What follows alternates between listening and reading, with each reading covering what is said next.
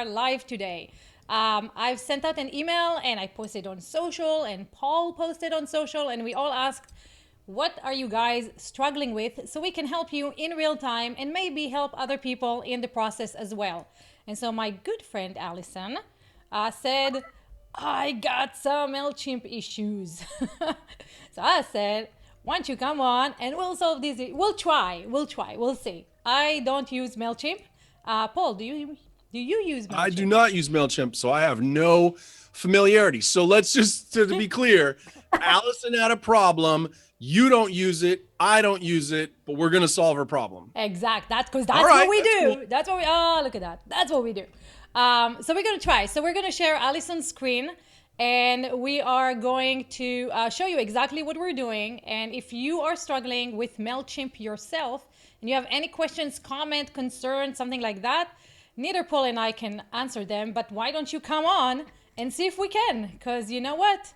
All the information is out there. We just need to grab it and apply it. And that's what we're doing today. So if you are struggling with MailChimp or if you have any email provider questions that you want answered, hop on in and we'll answer them. So let's share a screen. So Allison, why do you want to get rid of your subscribers on MailChimp? All right. Why do you? Hey, everybody. So can you hear me okay? Yes, we can. Yeah. Sweet.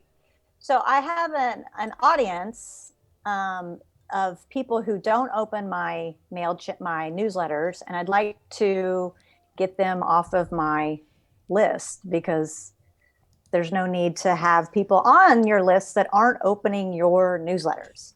Right, because it's like it's cyber dust, right? You're basically paying for people who are not interested in what you're doing. Yes, yeah, cyber dust. That's a good way. They're just sitting there collecting cyber dust and annoying the rest of us. So. Yeah, and a lot of these newsletter sites, you pay by the amount of subscribers you have. So why pay for ones that aren't opening your newsletter? Exactly. Totally. And so, so we're going to share Allison's screen and we're going to kind of show you, how we're going about removing all those who are not engaged and have not opened the email in a while. And so MailChimp has this rating system where they rate engagement. So if someone opens or clicks, I guess they get more stars, and if they don't, they get less. So Allison, go back to the beginning of where we started before we created this segment.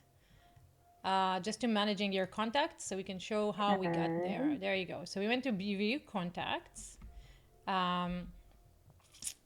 like so. And so we're gonna hide some of the stuff here to keep Allison's integrity intact.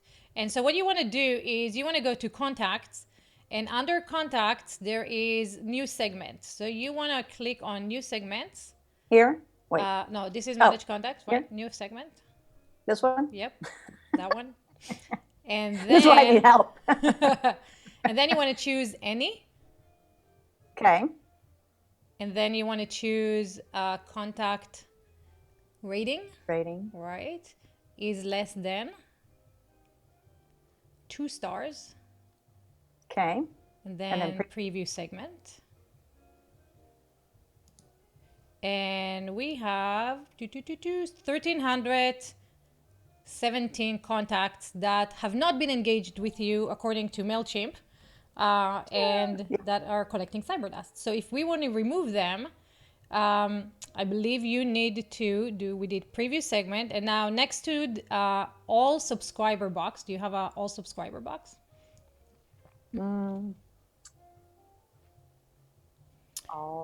I'm not sure where that would be. All subscriber. No. Oh. So in the drop down email, drop down. No, the drop down, the little arrow next to the email. Yep, that one. Select all. All right, so now it shows all your subscriber, and then you have action on the top there. Action. And then unsubscribe. Ta-da. And then they're like, are you sure? Yes, I'm sure. Yes, I'm sure. And then it's going to unsubscribe all these 1,300 people. Hey, question. Does that unsubscribe the 2-starred people plus the 1-starred or just the 2-starred? It subscribes the 1-star and the 2 stars. So I believe Okay. everybody that's like fits the criteria, which is 2 stars and less, right? So it was less Okay. than 2 stars. Sweet.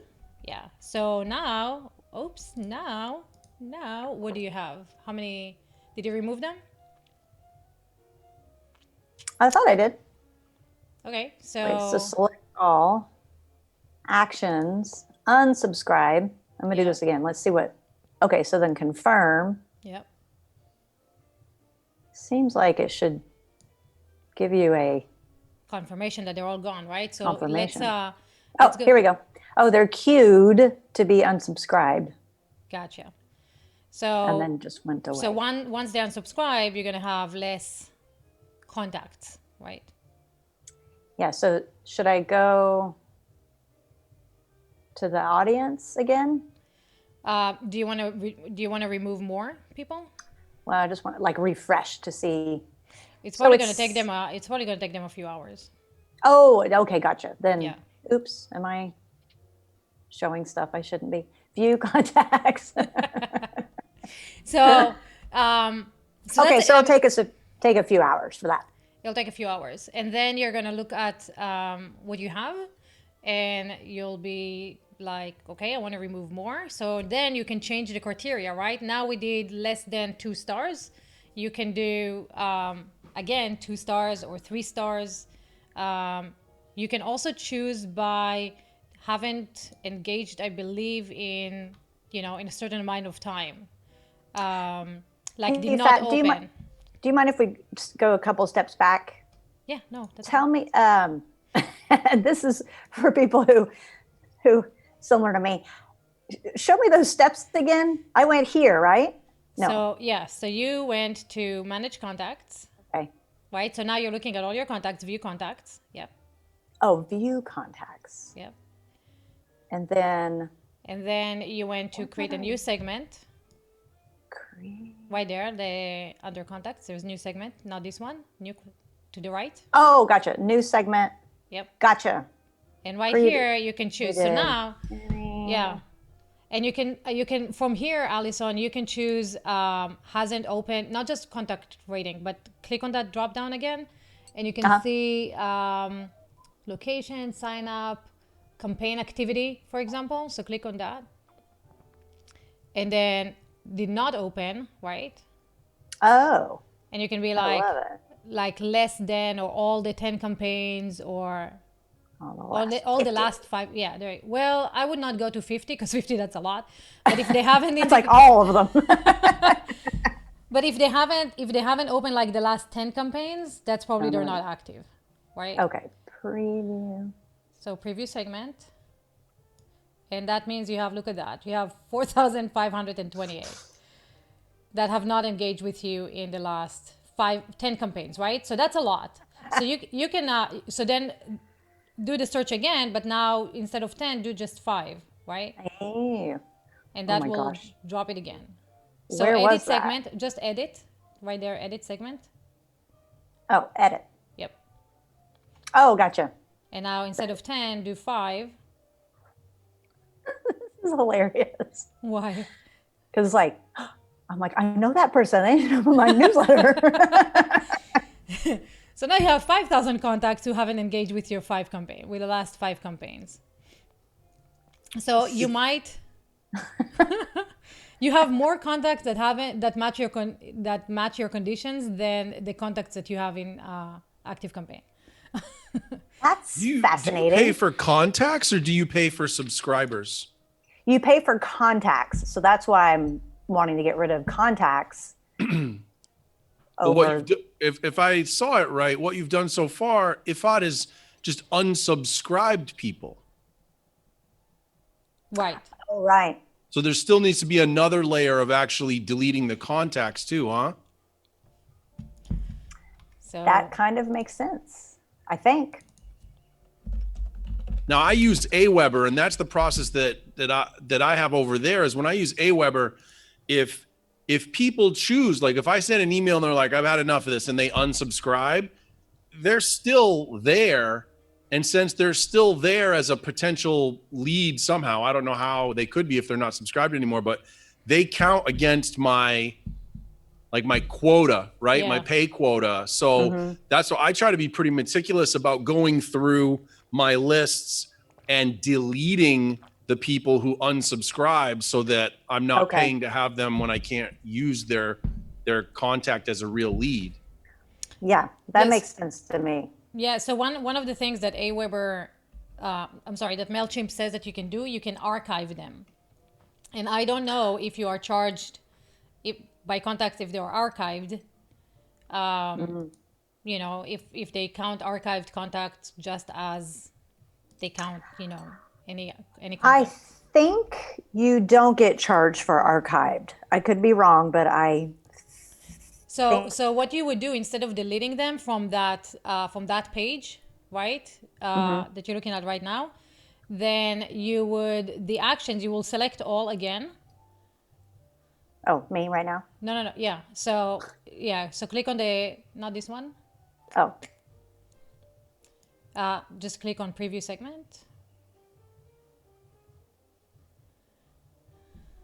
And then that link next to the drop arrow next to the email. Now, I don't know if you want to do this. So select all, right? But I don't know if you want to do this now because that will archive all your contacts because you have 5,000 contacts there. But I'll just show you what you can do in the actions over there. Yes. Click that and then you choose archive. Oh, there you go. Okay. And then that will archive all these contacts. All those contacts. Okay. That makes a lot of sense. So what you need to do is you need to just play with the range, right? Just to see what number and who are showing up. Just play with the segments and the filtering, right? Okay. And see what's showing up. And if it's 1,000 people or 3,000 people, then you have the right range and the right contacts and you can archive them. Okay. I'll do that. That makes sense to me. Yeah, we have a LinkedIn user that says they are all still there in MailChimp. That's why I hate it. You have to manually delete them because otherwise you are charged for archive. Oh, gotcha. Yeah. Yeah, and the other thing about that is if they're archived, then you are keeping their data, and so now with GDPR that affects you're retaining their data. So it's got repercussions ever since GDPR came out. So there might be a point in which you're like, yeah, I'm just going to delete them. Yeah. If I'm going to get charged for them, why keep them? Yeah, that'd be the first thing. If you're going to have them archived and never ever use them again, why pay to have them? Why? Yeah. Yep. And that was Bettina. Thank you, Bettina, for watching us on LinkedIn and actually commenting. That lady knows her stuff. So, that's great. Yeah. So what you need to do, Allison, is since we're in COVID time, you have all the time in the world to go one by one and figure it out. Which one you know, which one you don't know, and then deleting them. And Bettina says exactly, Paul, GDPR. That's going to be a bump on your thingy. Oh, we love her. Yeah. So is that helpful? Yes, that was extremely helpful. There's no way I would have figured that out on my own. So I really appreciate that. And including, I had called MailChimp and talked to them. It takes a village. You just need a fat. There you go. Ta-da! Just hop on in and we can solve all your problems. Maybe. Especially if Bettina is watching us on LinkedIn. Yeah. When that happens, we're good. So then you had another question about YouTube. Maybe we'll do another one about that separately. So any other MailChimp questions or stuff that you wanna? No, I think that's it for MailChimp. That was my main thing could not figure that out. And that's why I don't use MailChimp because I can't figure it out either. It's I know. It's very complicated. Well, if that's you're going to send me a link to what you use. Yes, I use and I love ActiveCampaign. I think we talked about that, right, Paul? We talked about we talked about it on an earlier episode, but we didn't go into deep detail about it. You just said you really liked it and you gave a couple of reasons why. Yeah, so maybe we'll do a little ActiveCampaign series of why I love ActiveCampaign more than any other thing in the world. Not more than Paul. I love Paul more than I love ActiveCampaign. How's that? Although I'm terrible. I'm a much. Don't ever use me as your email list service. It's not a good use of your money. It's really not. Yeah. You ever get your blowhorn? Yeah, that's what I would, Allison. That, you know, if you used me, I would basically be out just screaming the emails to people. I'd be out just going, yeah, but you will do Allison, if I would like you to know, she's running a new promotion. Yeah, that would be. But you'll do it with your hypnotic voice, so you might actually get more call to actions, you know? We might have more people showing up because of that. Speaking of promotion, guys, if you do not know, anyone who wants to do live similar to the way that I do live, if you want to get over your camera fright, if you want to start streaming everywhere, Facebook, Twitter, LinkedIn, YouTube, Twitch, if you want to do all that jazz without any of the complicated tech or buying Stream Deck or paying for like really complicated softwares that you have to download and get computers and all that jazz, then join me this Monday. Monday, we're going to do a very short workshop that will get you up and running in no time. Why? Because I know that what stands between you and results is the 6-hour course that you have to finish. So if you want to just get the setup up and running and get topics to talk about, one of the biggest challenges I hear people say is, I don't know what to say on live streams, you know, I don't have any topics. So you're going to get a month full of topics to discuss right there on live stream. And another issue that a lot of people are saying is, I don't have an audience. I'm just starting out. So when you join us, you'll get an audience. Everybody will support each other. They're going to show up for you. You're going to show up for them, and you'll do it together. So the fear of trying something new alone is not going to be there, hopefully. So you get support, you get a community, you get topics to talk about, and you get all this done in just a few hours. So if that's what you want, I got a $400 coupon for you. So all it costs you, instead of $500, it's just $97. And if you want that, then use the coupon code, my name, Ifat, in the checkout. That way I know that you heard me and not the other people that are talking about this all over town. Do that, get your discount, because afterwards, after we're doing it live, then it goes on replays and you're not going to get the same discount or the same access. So I hope to see you there. You too, Alison Sims. Hey, will you clarify, that's every Monday or it's just this Monday, just 6 this hours? Monday. One time only. One time only. Clear your schedules. One time only. One time in town. And we have someone watching us from Twitch, Paul. Let's see. Do you really like bald men? I don't know. We'll find out. So that's I love them. You love them. I think they're great. I agree with you. I think bald men are awesome. Especially when they come with a hypnotist voice. If they have a hypnotist voice, that's a bonus. Exactly. Yeah, nice. In the morning. Yeah.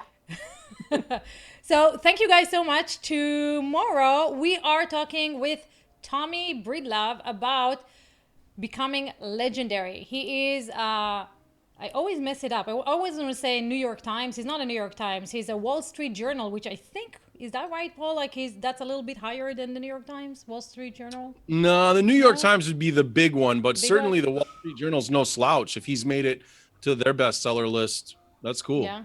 So we're talking about a specific playbook of how you can take what you're doing, you know, whatever is going through your mind right now. If you're struggling with relationships or being alone, or a career or a job, or you want to pivot, or you want to be a better leader, all that jazz, Tommy has the playbook, and we're going to go through it step by step tomorrow at 11 a.m. Pacific, 1 p.m. Central, 2 p.m. Eastern, switched. And we'll see you, where will that be? That'll be at amthatgeek.com. RSVP. You can see everything that we're going to talk about over there, and we'd love to have you come on in, chat with Tommy, me, Paul, and everybody else in real time, because it'll be fantastic.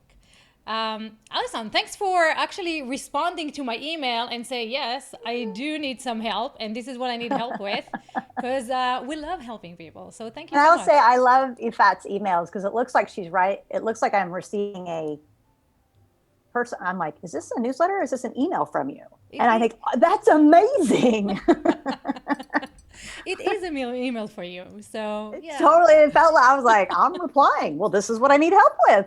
Fantastic. And she did. And so if you guys need help with anything else, if we don't know it, then we either can figure it out or we know someone who can help you. So comment, email, let us know. That's what we're doing this for. We want to help you guys through COVID, through your entrepreneurial journey, through any of the challenges that you are facing right now that maybe we can help with. So happy Wednesday, everybody. Thank you, Alison. Thank you. Thanks, really Paul. Appreciated this. Yeah, my pleasure. And Paul, thank you. You're most welcome. I'm glad I was able to help.